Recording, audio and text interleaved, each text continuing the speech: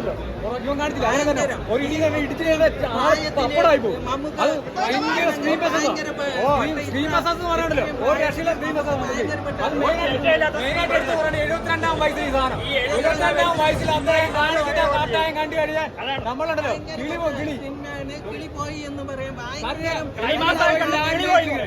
കിളിയുടെ അറ്റം പോയി. അതാണ് അതൊക്കെ അപ്പുറവും പോയി. ഞാൻ മെയിനായിട്ട് ആക്ഷൻ ക്ലൈമാക്സ് ആക്ഷൻ ചെയ്യുമ്പോൾ അദ്ദേഹത്തെ കുറിച്ച് ചെയ്തിട്ട് അതായത് 72 നിങ്ങൾക്ക് ആക്ഷൻ കാണുമ്പോൾ മനസ്സിലാവും. ആ ആക്ഷൻ എന്ന് പറഞ്ഞിട്ട് 1-2 ഇടിച്ചിടുന്നില്ല അവർ ഇടിയ ആ ഇടി എന്ന് പറഞ്ഞ ഒരു റെസ്റ്റില്ല ഇടിയ ആ ഇടിക്കൊക്കെ ഒരു ചെറുപ്പക്കാരിൽ നിന്ന് ഇടിയെന്ന് പോലെ നമുക്ക് തോന്നുന്നത്. അതുകൊണ്ട് എനർജി ആയിട്ട് അദ്ദേഹം ചെയ്തത് 72 വയസ്സാന്ന് പറയുന്നത് വേറെ ലെവലിലാണ് കേട്ടോ.